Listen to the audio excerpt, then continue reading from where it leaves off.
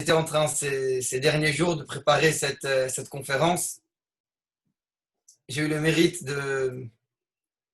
d'étudier de nouveaux textes que j'ai découverts et je pense que c'est très important pour chacun de les connaître et on va les partager aujourd'hui. Alors pour commencer avec la petite histoire, on commence avec, c'est raconté dans la Gemara, il y avait un sage qu'avant de Rabba, avant de commencer à enseigner, il disait une parole de sagesse, une petite perle, une petite histoire pour éveiller, égayer les esprits. Alors on raconte qu'il y avait ce petit village, c'était un village des Juifs habités, et il y avait la police de la région qui faisait des tours la nuit pour s'assurer que tout est en place. Et lorsqu'ils arrivaient dans ce village, ils s'apercevaient que chaque nuit, il y a un homme qui est réveillé et qui marche dans la rue, qui fait des tours. Et donc la police de la région lui ont demandé, écoute, on te voit toutes les nuits, tu fais le tour dans le village, ça paraît surprenant. Il dit, écoutez, c'est mon travail. Il dit, écoute, c'est quoi comme type de travail? De réveiller la nuit et de tourner. Nous, on est la police, on s'occupe de la sécurité. Et quel est votre rôle à vous, cher monsieur? Il répond, écoutez, ici, dans ce village, il y a des juifs qui habitent. Ils sont très croyants. Ils attendent impatiemment la venue de Mashiach. Et à ce moment-là, il va y avoir des tas de miracles, il y a des nuées qui vont venir du ciel, ils vont aller en Israël, il y aura le Beth Amikdash, le troisième temple. Et ils ont peur qu'ils vont rater le moment venu. Peut-être Mashiach va arriver au milieu de la nuit, il va y avoir un grand son du chauffard. Ils ont peur de rater le moment. Donc ils me demandent d'être réveillé pendant la nuit et de s'assurer d'écouter si j'entends le chauffard, je vois que Mashiach arrive, vite je réveille tous les gens du village. Alors le policier il est très étonné, il dit à cet homme, écoutez,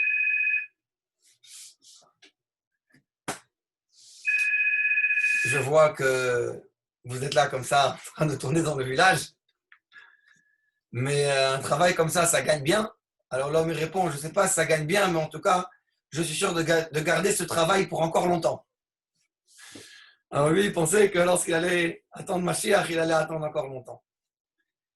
En tout cas, lorsqu'on parle de la venue de Mashiach, avec l'actualité que le monde est en train de traverser, on peut s'apercevoir de quelque chose de très profond.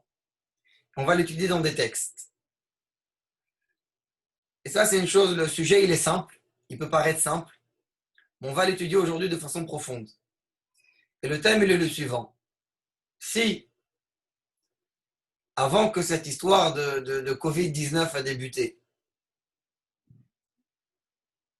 on avait dit à quelqu'un que le monde allait changer d'une telle manière, chacun aurait dit que c'est quelque chose qui est impossible, c'est que tellement vite, tout le monde va changer, les coutumes vont changer, le monde va changer, la situation sanitaire va changer, la situation économique va changer.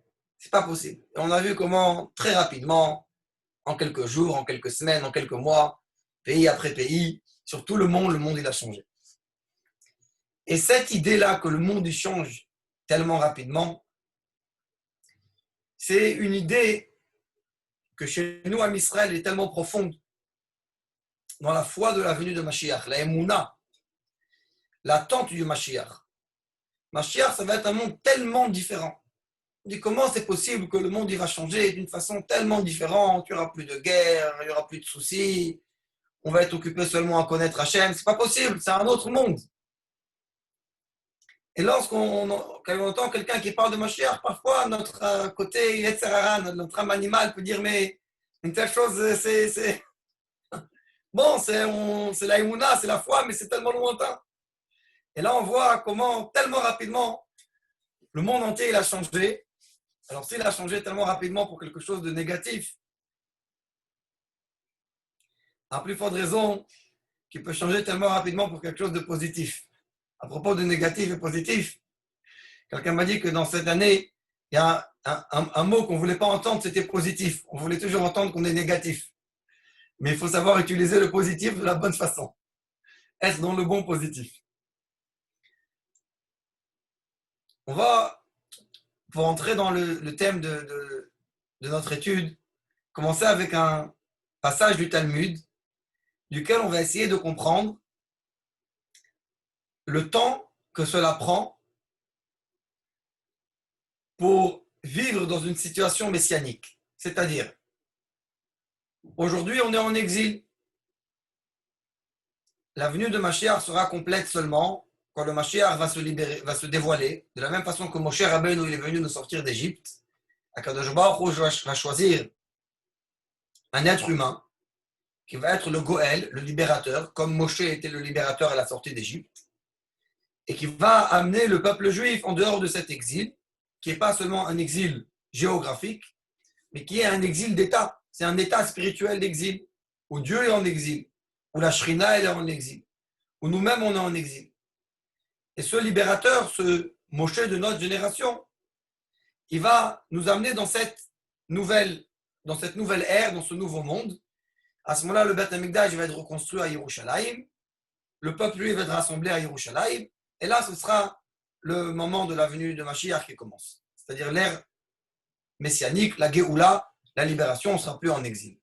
Alors, combien de temps cela prend pour passer du moment à l'instant où on se trouve maintenant, qui est un moment d'exil, jusqu'au moment où on est dans le Beth Amikdash, et le Beth Amikdash, il est en train de fonctionner. Alors, si je demande ici à chacun de faire une évaluation et penser, on peut avoir des moments qui peuvent aller de plusieurs jours à plusieurs mois, à plusieurs années, le temps que ça prend pour changer complètement le monde et d'être dans le Beth Amikdash, en train de faire le service dans le Beth Amikdash. On va voir dans le passage de Gemara, on va prouver ça dans un premier temps à partir des textes. Et notre but de ces textes va être de prouver que selon le Talmud et selon la Halacha, en moins que 24 minutes, on peut se trouver, changer en moins de 24 minutes, c'est-à-dire peut-être beaucoup moins, mais c'est sûr que moins que 24 minutes, on peut se trouver d'une situation où on est en exil complètement, comme maintenant, à une situation où on est en train de faire le service dans le Beth Amikdash. C'est-à-dire pas seulement que Mashiach il est venu, que le temple est reconstruit, que les Kohanim se trouvent dans le Beth Amikdash en train de faire leur service. Tout ça en moins de 24 minutes qu'un instant d'exil. Alors, ça peut paraître surprenant, mais c'est quelque chose qui est clair dans le Talmud et dans la Halacha. Et je vais partager cette page de Talmud qu'on va étudier ensemble quelques lignes, et on va les expliquer. Et le thème de ce passage, c'est dans le traité de Ta'anit, que là tout le monde peut voir, en haut de la page, c'est écrit Ta'anit, c'est la Gemara de Ta'anit, le second chapitre, Perek Sheni, et c'est la page Yud Zayin Amud Aleph 17a. Au milieu de cette page, le Talmud développe un thème qui a été mentionné dans la Mishnah, qui est: est-ce qu'un Kohen, aujourd'hui, a le droit de boire du vin? Alors, on va étudier ce texte, on va aller jusqu'à la halacha. On va arriver à la conclusion. Est-ce qu'un Kohen a le droit de boire du vin? Quel est le problème à ce qu'un Kohen boit du vin? Alors, apparemment, le problème peut être, si il doit aller rentrer dans le Beth Amikdash pour faire le service, il y avait un tas de choses à faire dans le Beth Amikdash, comme les korbanot, les sacrifices, il peut y avoir un tas de choses. Si un Kohen a bu du vin, il n'est pas en état de travailler dans le Beth Amikdash. Donc, est-ce qu'aujourd'hui, où on n'a pas de Beth Amikdash, un Kohen a le droit de boire du vin? Alors déjà, il fallait comprendre, est-ce qu'à l'époque du Beth Amikdash, un Kohen a le droit de boire du vin? Et la Mishnah nous a expliqué, je donne une introduction avant de rentrer dans le texte lui-même. La Mishnah nous a expliqué que dans le Beth Amikdash, il y avait des tours, c'est-à-dire il y avait des groupes de Kohanim qui étaient réservés pour chaque jour. Et il y avait chaque semaine un groupe de Kohanim qui s'appelait une Mishmara. Une Mishmara, on peut appeler ça comme une garde. Et il y avait un système de roulement. Et chaque semaine, il y avait une Mishmara qui était en charge, c'était les Kohanim de cette Mishmara, de cette garde qui était en charge de cette semaine. Donc une semaine, et ainsi de suite pour toute l'année. Et chaque semaine, lorsqu'arrivait, c'était le même Mishmara qui reprenait cette semaine. Alors dans chaque semaine, il y avait plusieurs familles qu'on appelle des Bet Av, c'est-à-dire d'un même foyer, d'une même lignée, et que ces Kohanim de cette lignée sont en charge sur une journée. C'est-à-dire que dans chaque Mishmara, il y a 7 Bet Av. Chaque Bet Av, chaque famille est en charge d'une journée, et chaque Mishmara est en charge d'une semaine. Et la Mishnah nous dit que celui qui sait à quel Mishmara il appartient, c'est-à-dire à quelle semaine il appartient, et il sait aussi à quel Bet Av il appartient, à quelle famille il appartient de Kohanim, donc il connaît son jour, c'est ce jour-là où il n'aura pas le droit de boire du vin. Toute la semaine, ça dépend. S'il pourra, s'il ne pourra pas, peut-être qu'il pourra boire la nuit, mais pas le jour, parce que peut-être qu'il doit être appelé en renfort. Si les autres Kohanim de cette famille, une autre famille qui est dans la même Mishmara, donc il a besoin. Mais en tout cas, ça va être limité à cette Mishmara. Ensuite, il y a un Kohen qui connaît peut-être sa Mishmara, son groupe, mais pas sa famille, pas son jour. Donc lui, toute cette semaine, ça va être interdit pour lui de boire du vin. Ensuite, il y a un Kohen qui connaît ni son Bet Av, ni sa Mishmara, mais il sait que ses ancêtres travaillaient dans le Bet Amikdash. Alors à ce moment-là, peut-être qu'il ne pourra jamais boire du vin. Alors, Mikan Amrou. On prend à partir de cette ligne que je montre avec la souris. J'espère que tout le monde peut voir, mais j'essaie de le marquer. C'est la ligne qui commence par un petit bête ici. Et le premier mot, c'est Mikan Amrou. À partir de là, les sages ont dit Kol Kohen, Shemakir Mishmarto. Chaque Kohen qui connaît sa garde, c'est-à-dire la semaine à laquelle il appartient dans son service. Ou Mishmeret Bet Av Shelo. Et il connaît sa famille, il connaissait même le jour qui était réservé pour sa famille à travailler dans le Bet Amikdash. Veodea Shebate Avotav Kvuin Sham. Et il sait que ses ancêtres, ce jour-là, avaient fixé ce jour-là dans le Bet Amikdash. Asur Lishtot Yain Kol Oto Ayom. Ce Kohen n'aura pas le droit de boire du vin toute cette journée, ces 24 heures qui étaient réservées à sa famille au service dans le Bet Amikdash. Ça, c'est le cas numéro 1. Cas numéro 2, Bemakir Mishmarto, il connaît seulement la semaine dans laquelle il travaillait, ou plus précisément ses ancêtres travaillaient, Ve'en Makir Mishmeret Bet Am Shelo, mais il ne connaît pas le jour où il travaillait, c'est-à-dire qu'il ne connaissait pas à quelle famille il appartient dans cette semaine-là. Ve'odea Shebate Avota Kvuin Sham, il sait que ses ancêtres travaillaient dans le Bet Amikdash, Asur Lishtot Yain Kol Ota Shabbat. Il n'aura pas le droit de boire du vin toute la semaine. Shabbat, ici, veut dire la semaine. Donc, toute cette semaine, il ne pourra pas boire du vin parce qu'il sait que c'était la semaine dans laquelle il travaille dans le Bet Amikdash. Ensuite, il y a un troisième cas. Eino makir mishmarto ou mishmeret bet av shelo. Il ne connaît ni la semaine, ni le jour. Il sait que la seule chose qu'il sait, veodea shebate avotav kvu incham. Il sait que ses ancêtres travaillaient dans le Bet Amikdash. Mais il ne sait pas quel jour et il ne sait pas quelle semaine. Quelle va être la loi de ce Kohen? Il y a deux avis. Premier avis, Asur lishtot yain kol hashana. Il n'aura pas le droit de boire du vin toute l'année. Pourquoi? Parce que peut-être c'est son jour. Il sait que ses ancêtres travaillent dans le Bet Amikdash, il ne sait pas quand. Il ne pourra pas boire du vin toute l'année. Ça, c'est l'avis, le premier avis, l'avis des Chachamim, l'avis des sages, que même aujourd'hui, un Kohen n'a pas le droit de boire du vin toute l'année. Ce n'est pas la halacha. Les Kohanim, ils font le kiddush, ils peuvent boire du vin.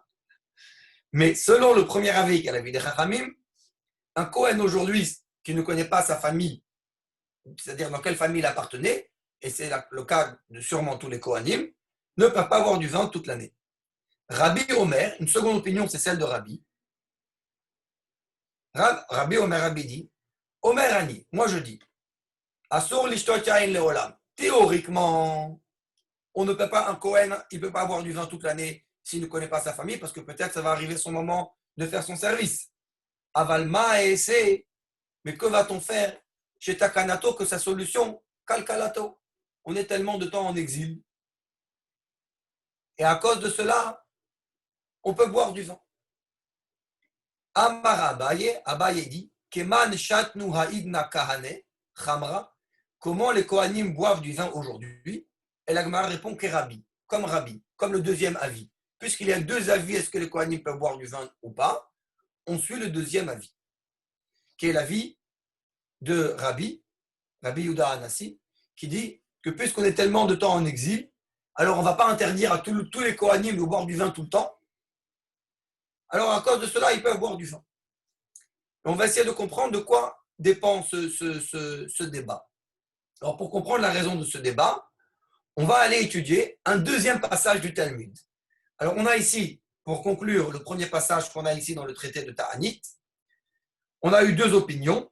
L'opinion de Chachamim qu'un Kohen ne peut jamais boire du vin aujourd'hui parce que peut-être va arriver son moment où il devra faire son service dans le Beth Amikdash, s'il ne connaît pas sa famille, c'est-à-dire le jour qui était réservé à lui. La deuxième opinion, qui est l'opinion de Rabbi, qu'un Kohen peut boire du vin parce qu'on est en exil tellement longtemps. Et la conclusion de la Gemara, Abaye dit que les Kohanim aujourd'hui peuvent boire du vin, comme la seconde opinion, et ainsi est la halacha. Pour comprendre ce débat, on va passer à un deuxième passage du Talmud qu'on a ici dans Eruvin, à la page Mem Gimel Amud Bet, à la page 43b. C'est totalement une autre discussion.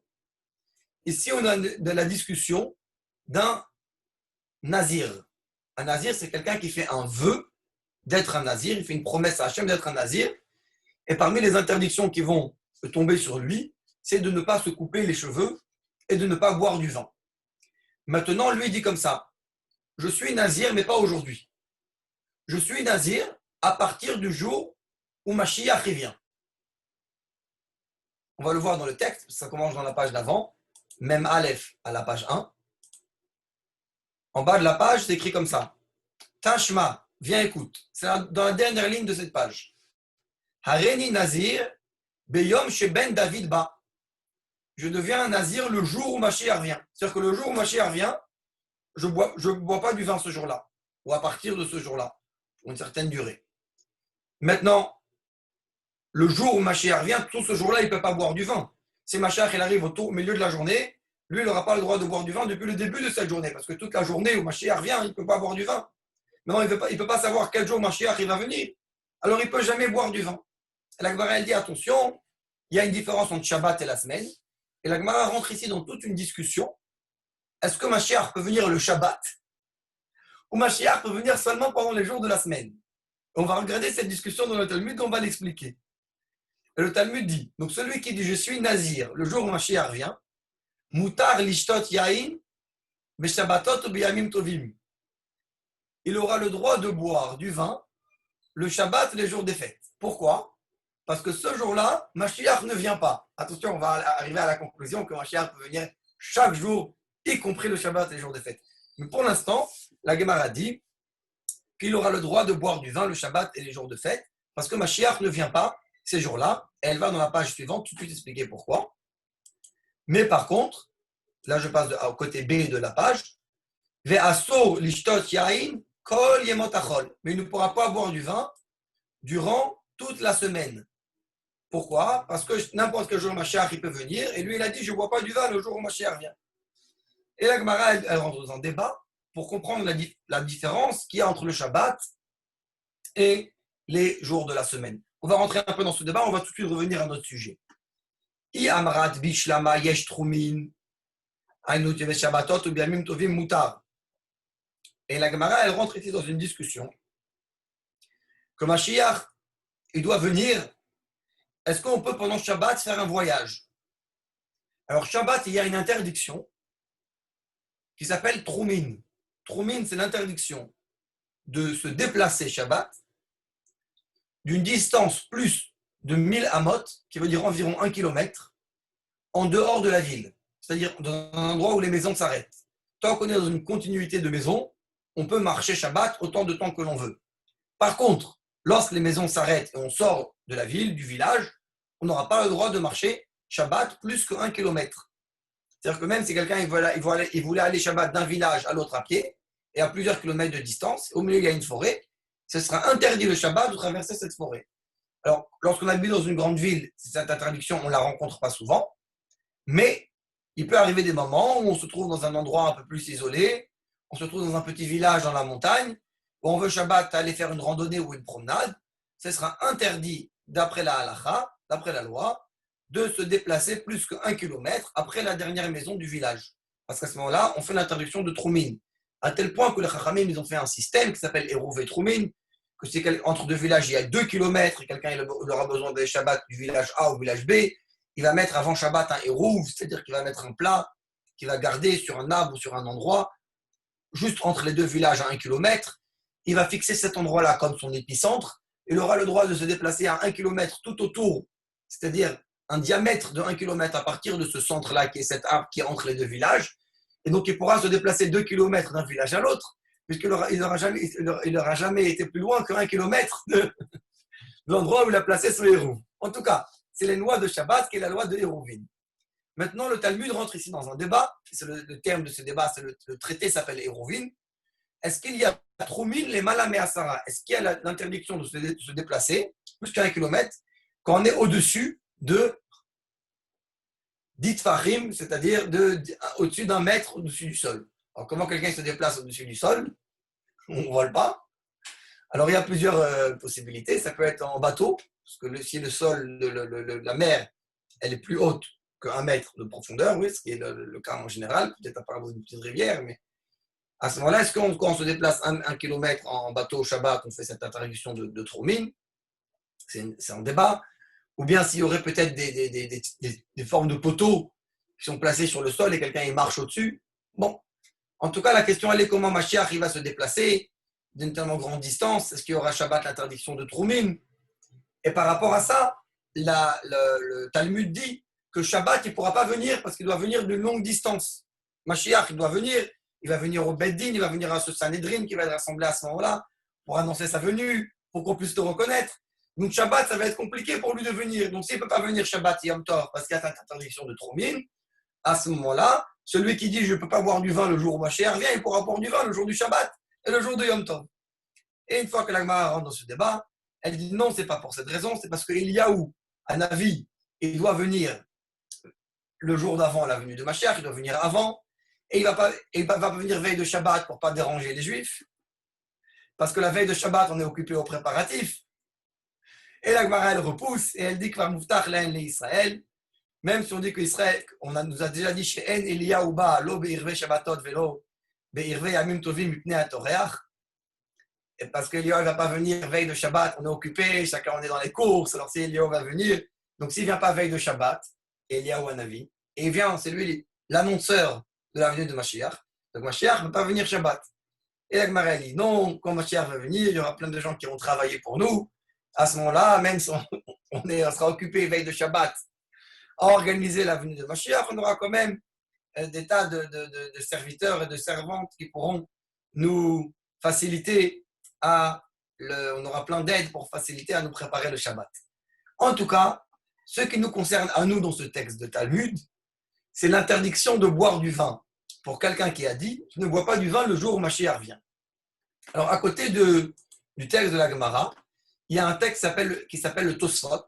Tosfot, ça veut dire un rajout sur le texte, qui est une explication par des sages qui vivaient au Moyen-Âge, en Europe, en Allemagne, dans les pays de Tours. Plusieurs d'entre eux sont les petits-fils de Rashi. Donc, Rashi a son explication d'un côté de la page du Talmud, et de l'autre côté, l'explication du Tosfot. Et le Tosfot, il demande une question. Il dit, écoutez, si on prend ces deux passages talmudiques, celui que l'on vient d'étudier maintenant et celui que l'on a étudié précédemment, il y a apparemment une contradiction. Dans le passage qu'on a étudié précédemment, on nous a dit qu'en conclusion, un Kohen peut boire du vin aujourd'hui, parce qu'on dit, on ne craint pas que tout de suite il va aller rentrer dans le Beth Amikdash le même jour faire son service. Bon, d'un autre côté, on nous dit, la personne qui dit je ne bois pas du vin le jour où Mashiach vient, il ne peut pas boire du vin, aucun jour. Alors comment ça va ensemble?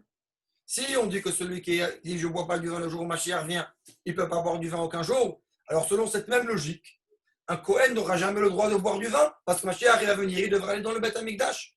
Alors pourquoi on fait cette différence? Quand on arrive au Kohen, on dit il peut boire du vin. Quand on arrive au Nazir, il dit je ne bois pas du vin le jour où Mashiach vient, on dit tu ne bois jamais du vin. Pourquoi cette différence?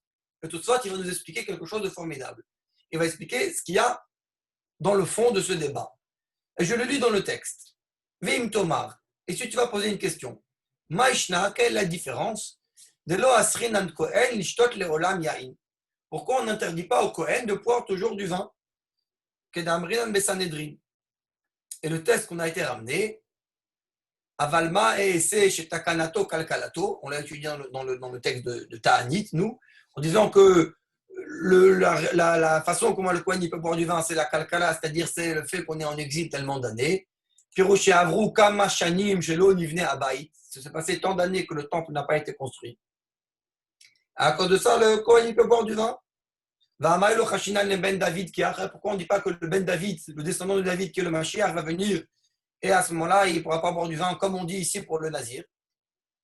Et toutefois, tu donnes une réponse. Il dit Viesh Lomar, et la réponse elle est De Atam Leka Iswa. Là-bas, dans le cas du Kohen, il n'y a pas une interdiction à boire du vin. Des Efchar de Kohen Acher, il y a la possibilité pour un autre Kohen de travailler. Même si un Kohen il a bu du vin, quand Mashiach il va venir, on n'aura pas nécessairement besoin tous les Kohanim au même moment de servir. On va bien trouver un Kohen qui n'a pas bu du vin. On va trouver, ou quelques-uns. Donc on peut laisser un Kohen boire du vin, il y a un autre Kohen qui peut faire le service. Ou bien une autre solution. Ou il y a Shenemehat. Ou bien il dort un peu. Il va dormir, il se réveille, il aura cuvé son vin, et il va pouvoir faire le service. Mais il n'y a pas une interdiction de boire du vin. Il y a une interdiction de travailler dans le temple quand on a bu du vin. Et donc c'est pour ça qu'on ne va pas interdire à tous les Kohanim de boire du vin tout le temps. Pour le moment où Mashiach va venir, on va bien trouver un Kohen qui pourra travailler à ce moment-là. Avalacha, mais celui qui a dit « Je m'interdis de boire du vin parce que je suis nazir », le jour où Mashiach vient, et Atis, si Mashiach vient ce jour-là, au vert à l'Éziroto, il va transgresser un interdit. Et c'est pour ça qu'il y a cette différence. Donc quand on étudie ce texte de Tosfot, on comprend clairement la différence qu'il y a entre le thème du nazir et le thème du Kohen. Le thème du nazir, il s'interdit de boire du vin le jour où Mashiach vient, donc il ne peut jamais boire du vin. Le Kohen n'a pas une interdiction de boire du vin, il a seulement une interdiction de travailler dans le temple lorsqu'il a bu du vin. Donc s'il boit du vin aujourd'hui, même si Mashiach vient tout de suite, il faut travailler tout de suite dans le Beth Amikdash, on va bien trouver un autre Kohen capable du vin qui pourra travailler. Ça, c'est la différence qu'on a entre les deux. C'est-à-dire, pour revenir à notre sujet du départ, on a deux opinions. Donc là, on va sortir de cette page de Gemara et on va se concentrer un peu sur ce sujet avant de continuer sur un petit texte. Ensuite, on va développer le sujet à l'oral. Sous un deuxième volet. Juste pour conclure ce premier volet. Il y a eu deux opinions dans le Talmud, dans le traité de Ta'anit. Est-ce qu'un Kohen peut boire du vin aujourd'hui? La première opinion des Chachamim, c'est que c'est interdit pour tous les Kohanim de boire du vin, parce qu'ils ne connaissent pas leur famille et il faut qu'ils soient prêts à travailler. Il y a une deuxième opinion qui est celle de Rabbi, c'est la halakha, qu'un Kohen peut boire du vin aujourd'hui. Et Tosfot nous a donné l'explication, parce qu'on pourra trouver un autre Kohen qui n'aura pas bu du vin pour travailler. Maintenant, comme ça. Combien de temps il faut pour cuver le vin?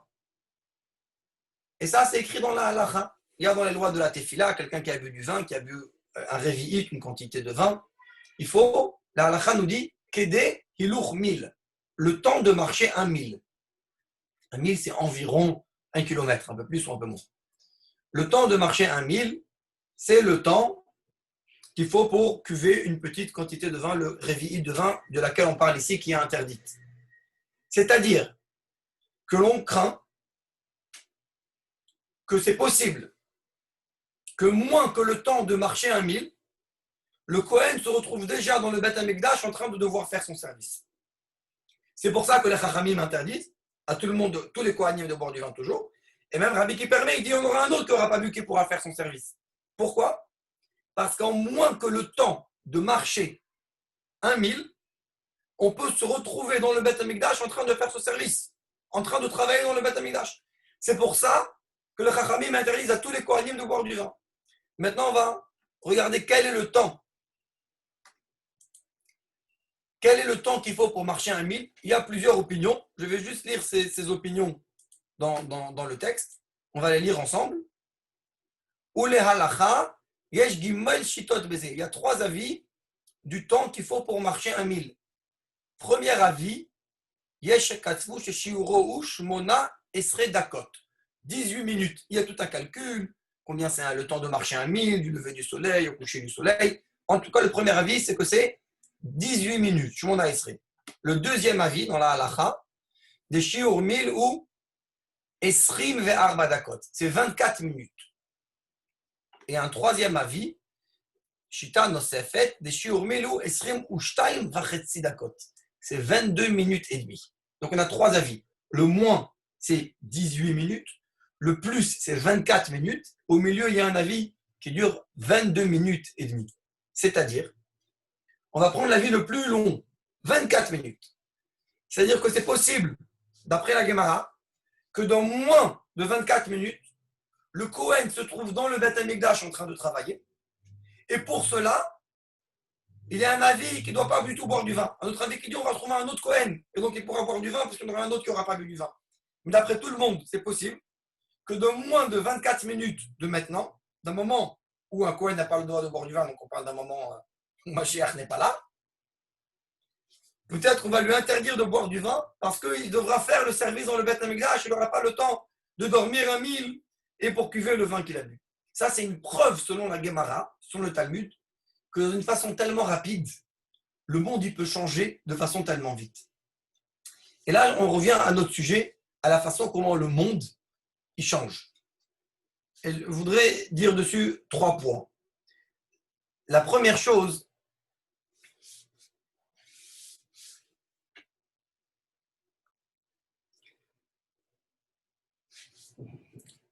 c'est une halakha qui est ramenée dans le Rambam, que quand le peuple juif font Teshuvah, à ce moment-là, Mashiach vient. Quel est le temps que cela prend pour faire Teshuvah? Il y a une belle histoire. On raconte, il y avait une fois un maître qui a demandé à ses élèves, il y a un verset qui dit Kirchok mizrach mima'arav ichik mimenu el peshayenu. La même distance qu'il y a entre l'Est et l'Ouest, Mizrach et Ma'arav, la même façon, de la même distance, nos fautes nous éloignent d'Akadosh Baruch Hu. Elles nous éloignent de l'Est à l'Ouest. Il a demandé à ses élèves quelle est la distance de l'Est à l'Ouest. Il y a eu plein de réponses. Plein de réponses parce que c'est très dur de définir quelle est la distance entre la faute, celui qui a fait la faute, combien ça doit éloigner d'Hachem, comme l'Est à l'Ouest, comment définir? Et le maître, il a dit aux élèves, je vais vous répondre. L'Est à l'Ouest, c'est faire un demi-tour sur soi-même. La distance de l'Est à l'Ouest, c'est le temps que je suis dirigé vers l'Est, je fais un demi-tour, je me retourne, je suis à l'Ouest. C'est-à-dire que la distance de l'Est à l'Ouest, c'est faire un demi-tour. C'est un instant. La même chose, la faute et la teshuva. La teshuva, c'est faire un demi-tour. La teshuva, c'est changer de direction. Changer de direction, c'est une décision. À partir de là, c'est un chemin d'une vie. Mais l'instant de teshuva, c'est le changement de direction. Et ça a même une explication dans la loi. Dans la loi, dans les lois de mariage, il y a tout un traité dans la Gemara, qui est développé dans le Rambam et dans la Halacha, Kiddushin al-Tnaï, un mariage avec condition.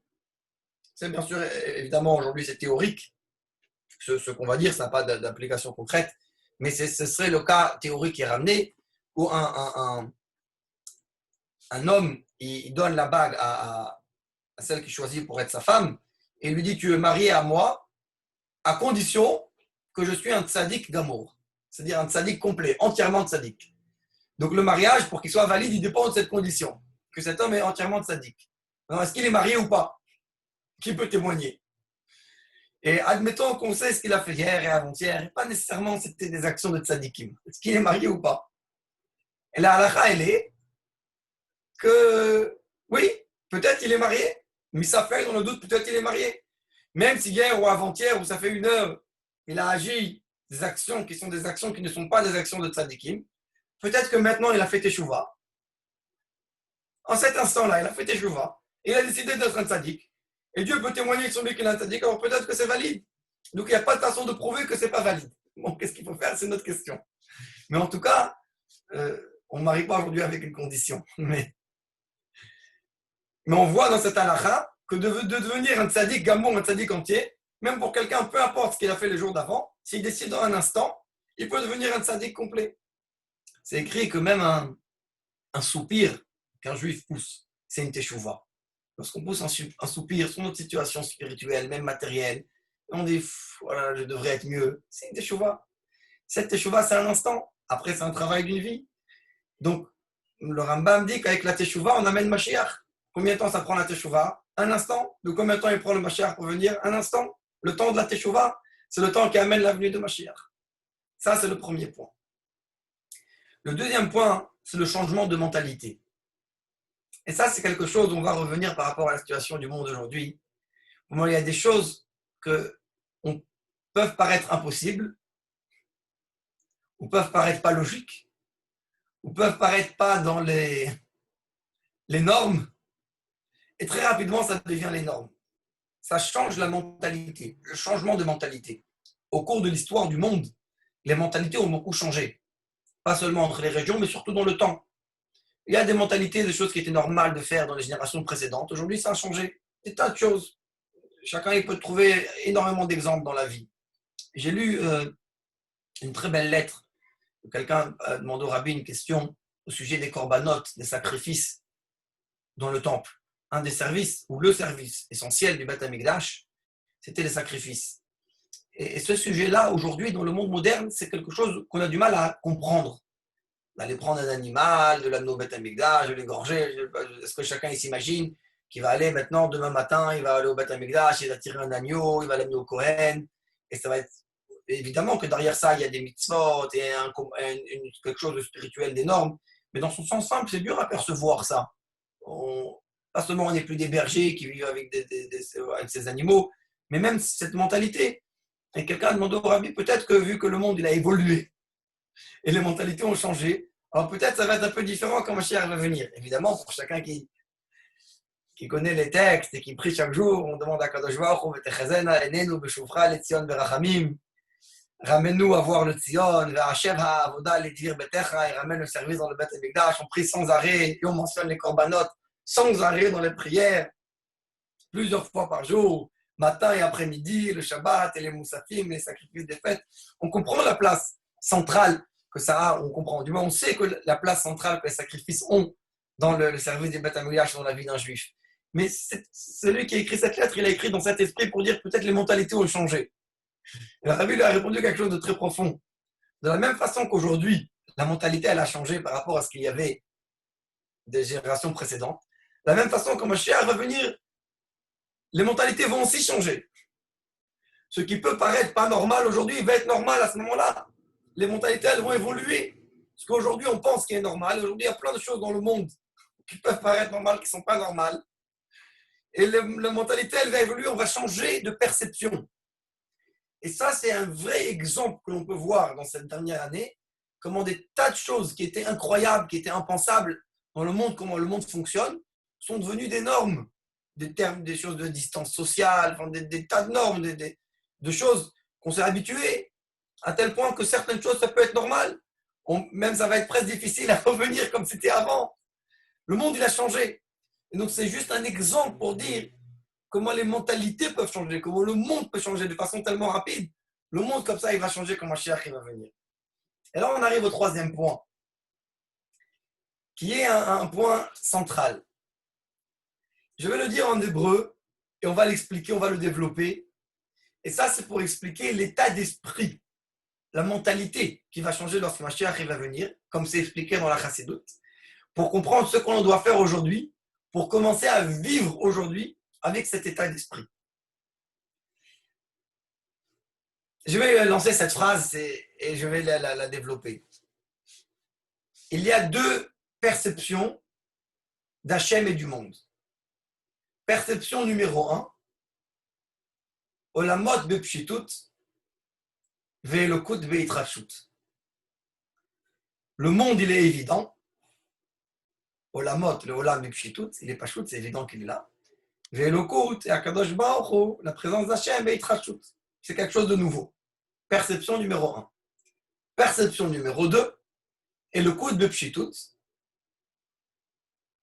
Hachem, c'est évident. Ve'elokut be'itrachut. Ve'olamot be'itrachut. Et le monde, c'est quelque chose de nouveau. J'explique. D'où on sait que le monde dans lequel on vit, il est vrai. D'où on sait que c'est vrai.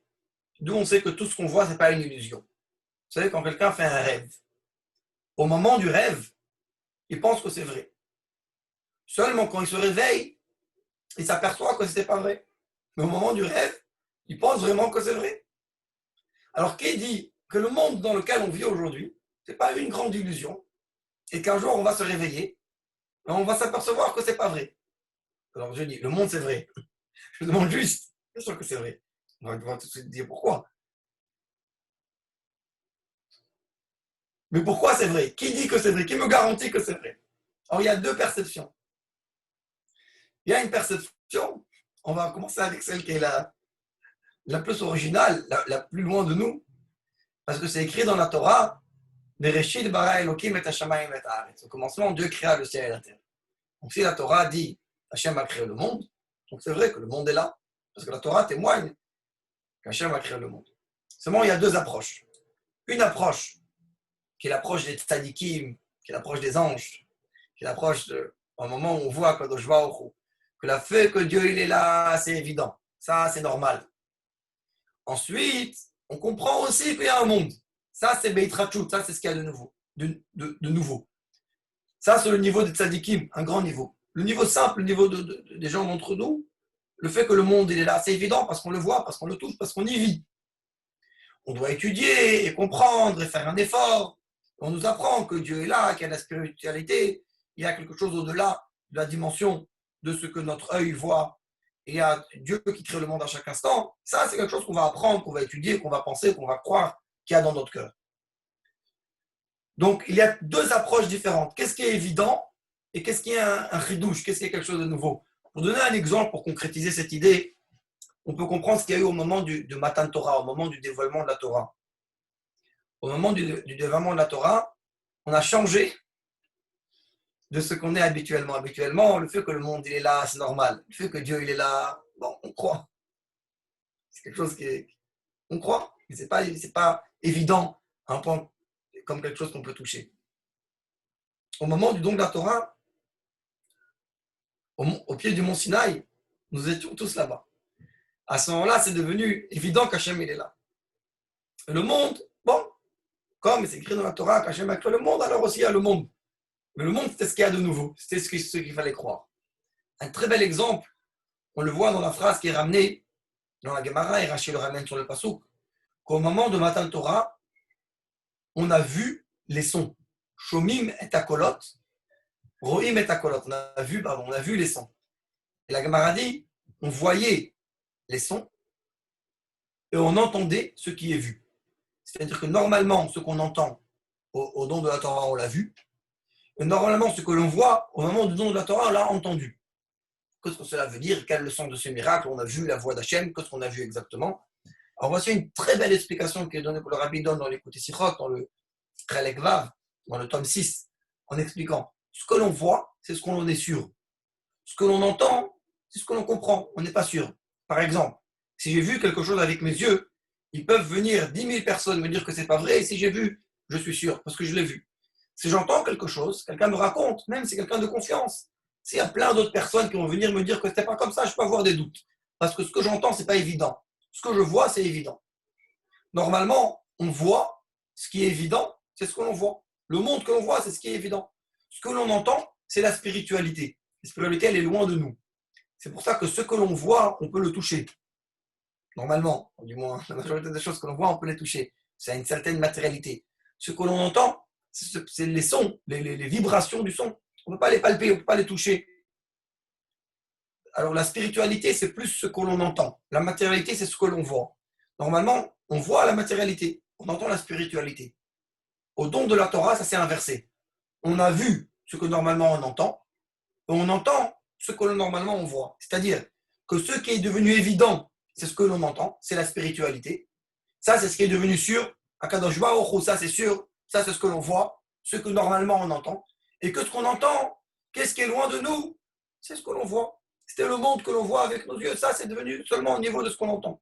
C'est-à-dire qu'au moment du don de la Torah, les choses se sont transformées. Ce qui est devenu évident, ce qui est devenu notre vie, c'est Akadosh Baruch Hu, c'est la Torah. Le monde, évidemment, il est là, parce que la Torah dit qu'il est là, donc on y vit. Mais c'est ce qui vient dans un deuxième temps. Lorsque Mashiach va venir, la mentalité, elle va changer. Et tout le monde, on va vivre d'une façon. Ce qui est évident, c'est Akadosh Baruch Hu, c'est la Torah, c'est la spiritualité. Aussi, il y a un monde dans lequel on vit. Alors, il faut faire ce qu'on peut faire. Mais ça va venir en deuxième temps, et donc en deuxième ordre de priorité. Et là, on arrive à l'enseignement de ce que l'on veut dire de cette étude. On parle du Talmud, on parle de Chassidut par rapport à Dieu qui est évident, et le monde, on sait qu'il existe parce qu'il est écrit dans la Torah, à ce que l'on doit faire aujourd'hui. Aujourd'hui, pour commencer à vivre avec cette époque de Mashiach, on peut commencer à vivre que Akadosh Baruch Hu, il est évident. Et lorsqu'on a ce regard à travers l'étude de la Torah en général, et en particulier à travers l'étude de la Chassidut, on apprend le Tanya, on comprend comment Dieu crée le monde à chaque instant, on participe plus à des études plus profondes. À ce moment-là, et on réfléchit à ça, on commence à vivre avec cette idée, à ce moment-là, ça change notre perception. Le fait que ça change notre perception, ça change notre façon d'être. Je vais vous donner un exemple. Quelqu'un qui, chez lui, à Kadosh Baruch Hu, il est évident, il vit avec moins de soucis, il vit avec un plus grand bitachon, il vit avec plus de joie, parce qu'il est près d'Akadosh Baruch Hu. Et à ce moment-là, tout est différent. La relation dans son couple, elle est différente. La relation avec ses enfants, elle est différente.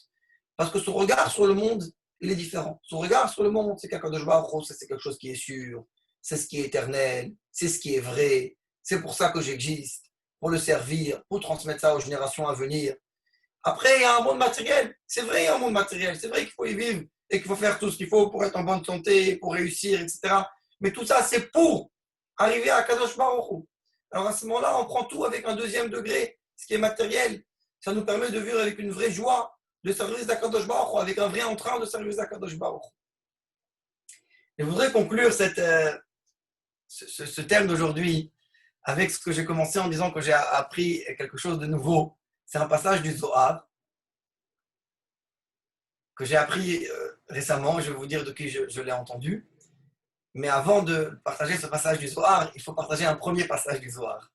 Il faut partager avec vous un premier passage pour comprendre le second. Le premier, il est connu. Il est très connu. Le second, il est très peu connu. Le premier passage du Zohar qui est très connu, je suppose que plusieurs d'entre vous, vous l'avez déjà entendu plusieurs fois, c'est une prophétie qui est écrite dans le Zohar, qui a été écrite, ça fait plus de 2000 ans par Rabbi Shimon Bar Yochai, dans la paracha de Noach, sur le verset où on dit que Noach, lorsqu'il avait dans la 600e année de la vie de Noach, se sont ouverts les eaux du haut et les eaux du bas. Et le Zohar dit une prophétie en disant que dans le 6e millénaire, et dans le 6e centenaire du 6e millénaire, vont s'ouvrir les sources de la sagesse du haut et du bas. Et les sources de la sagesse du haut et du bas, ça va être dans le 6e millénaire du 6e centenaire. Dans le 6e centenaire du 6e millénaire. C'est-à-dire à partir de le 6e millénaire, c'est entre l'an 5000 et l'an 6000. C'est le 6e millénaire, de 5000 à 6000. Le 6e centenaire du 6e millénaire, c'est de l'an 5500 à l'an 5600. 5500 à 5600, c'est le 6e centenaire du 6e millénaire. Aujourd'hui, on est en 5781. Donc, 5500 et de 5500 à 5600, ça fait 170 ans, depuis 270 ans, 280 ans à 180. Depuis 280 jusqu'à 180. Dans ce centenaire-là, vont s'ouvrir les eaux de la sagesse du haut et du bas. Et le Rabbi, il a fait un discours formidable pour développer cette idée en disant comment on a vu que cette prophétie, elle s'est totalement réalisée de façon ouverte, que ce sont les années, ça fait 250 ans où il y a eu tout le siècle des découvertes, toutes les découvertes du monde moderne, comment le monde il a évolué dans ce centenaire plus que ce qu'il a évolué pendant des milliers d'années. Le monde il évolue aujourd'hui de façon exponentielle dans le terme de la technologie, etc. Pendant des milliers d'années, on vivait presque de la même façon avec des chevaux, et des calèches et du feu pour avoir de la lumière et pour se réchauffer. Et tout d'un coup, avec l'électricité, le téléphone, les moyens de transport, la santé, toute notre vie, elle a évolué. Ça, c'est la sagesse du bas, la sagesse du monde, les sciences du monde, toutes les sciences. Et la sagesse du haut, c'est le dévoilement par le Baal Shem Tov des secrets de la Torah, de la Chassidut. Et le Zohar dit que ce centenaire-là, c'est une préparation à la venue de Mashiach. Le rabbi il a fait un très long discours pour développer cette idée. Et ce thème-là, il est très connu, il est beaucoup développé, et on en a souvent parlé. 2 semaines après ce Zohar-là, c'est-à-dire qu'il est dans Parashat Noach, 2 semaines après, dans le Zohar de Parashat Vayera, il y a un passage de Zohar qui n'est pas nouveau. Le Zohar, il est là depuis 2000 ans. Il est nouveau pour moi parce que je l'ai étudié récemment. Et je l'ai entendu d'un de mes maîtres qui vivait à Yerushalayim. C'est un maître de la yeshiva de Torah Temet, qui s'appelle le Rav Natik. Et il était très malade ces dernières années, d'un cancer très difficile. Et ça fait quelques mois qu'il est décédé. Et avec des jeunes enfants, un Rav qui était très connu et très apprécié de ses élèves. Et une année, j'ai étudié dans la yeshiva à Yerushalayim. C'était un des enseignants dans la yeshiva. J'ai eu plusieurs fois l'occasion d'étudier avec la Chassidut, des Fabregn, etc. Et j'ai écouté récemment le dernier cours qu'il a donné. Il était déjà très malade. C'était ces dernières semaines. Il a donné un cours. Et dans cette étude-là, il partage le Zohar, qu'on vient de dire, de la paracha de Noach, du 6e centenaire, du 6e millénaire. Après, il rajoute, il y a un Zohar 2 semaines après. Tellement ça m'a intéressé, j'ai été chercher dans le livre du Zohar, j'ai ici le livre du Zohar, dans la paracha de Vayera, et j'ai retrouvé le texte auquel il faisait référence. Et ce texte dit comme ça, qu'à partir de l'an 5600,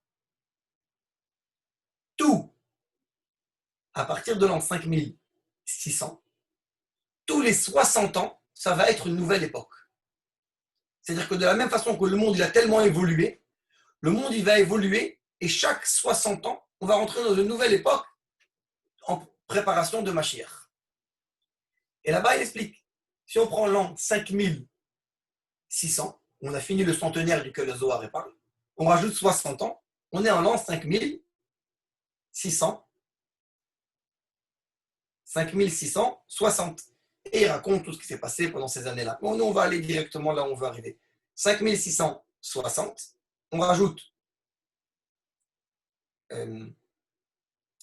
60 ans, parce que tous les 60 ans, on arrive en l'an 5720. 5720, on rajoute 60 ans, on arrive en l'an 5780. 5780, on rentre dans un nouvel cycle de 60 ans.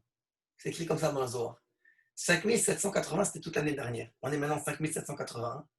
C'est l'année où ça a commencé toute cette histoire de Corona dans le monde. Une histoire incroyable que personne n'aurait pu s'imaginer. Que le monde n'a pas connu dans ces centaines de dernières années, et peut-être jamais qu'il y a une épidémie à un niveau tellement global dans l'ensemble du monde. Et c'est certain que tout ce qui se passe, c'est lié avec la venue de Mashiach. Comment exactement, ça on ne sait pas. Par exemple, il faut savoir qu'il y a un midrash dans Shir HaShirim, dans le chapitre 2, chapitre 13, dans le chapitre 2, et dans le chapitre 2, le paragraphe 13, qui dit qu'avant Mashiach, dès Verba Leolam, il y aura une grande épidémie dans le monde. C'est écrit dans le midrash. Il y a des choses comme ça qui sont dans les midrashim. Il y a des sources à cela. Mais ce qui est intéressant dans ce Zohar, c'est qu'on est totalement dans une nouvelle période. Et là, on va revenir et conclure avec le thème dans lequel on disait vivre d'une façon de savoir que dans moins de 24 minutes de maintenant, Mashiach, il peut déjà être là, on est déjà dans le Beth Amikdash, comme on l'a vu dans le traité de Ta'anit, on l'a ramené dans le Tosfot de Eruvin. Moins de 24 minutes, on est déjà dans le Beth Amikdash. Ça veut dire que d'une façon tellement rapide, le monde il s'est complètement transformé. Aujourd'hui, on vit dans un monde qui est transformé. Le monde, il a déjà changé. Et on voit comment tellement vite le monde il peut complètement se transformer. Et d'un instant à l'autre, tellement rapidement, le monde il va être transformé. La question que chacun doit se poser aujourd'hui, c'est que le monde il a déjà changé. Est-ce que moi j'ai changé? Ça, c'est la question que chacun aujourd'hui, il doit prendre comme enseignement de cette situation et se dire comment moi j'ai changé dans mon service à Kadosh Baruch Hu. Comme on a ramené du Rambam que la Teshuvah, c'est un instant, Kirchok, Mizrach, Mima'arav, se tourner de l'est à l'ouest, c'est un instant. C'est Berig Achada, Beshat Achada, un seul instant, c'est l'instant de faire Teshuvah. Comme quelqu'un, on a ramené l'exemple de Kiddushin, quelqu'un qui dit si tu deviens un tzaddik gamour, en un instant, il peut devenir un tzaddik gamour, s'il décide. Après, c'est un processus d'une vie, mais la décision, c'est un instant. Et ça, c'est la situation dans laquelle le monde se trouve aujourd'hui. On voit comment tellement rapidement le monde il a changé. On peut prendre de cela un exemple, comment encore plus vite le monde il va changer et il faut décider chacun d'entre soi, chacun pour soi, de changer sa perception des choses, comme on a dit, et le kout bepshitut, que le fait qu'Akadosh Baruch Hu est là, ça doit être évident. Ou la mode beitrachut, comme on a développé, et ça qui est un monde, ça c'est quelque chose qui est nouveau, mais ce qui est cette perception du monde qu'il va y avoir lorsque Mashiach va venir, que Dieu va être évident et que notre vie va être avec Akadosh Baruch Hu, avec la Torah, ça va être le guide de notre vie. Il faut déjà aujourd'hui commencer à vivre avec cela. Et quelqu'un qui vit avec cela, ça lui change toute sa vie de couple, sa vie avec ses enfants, sa vie dans sa société.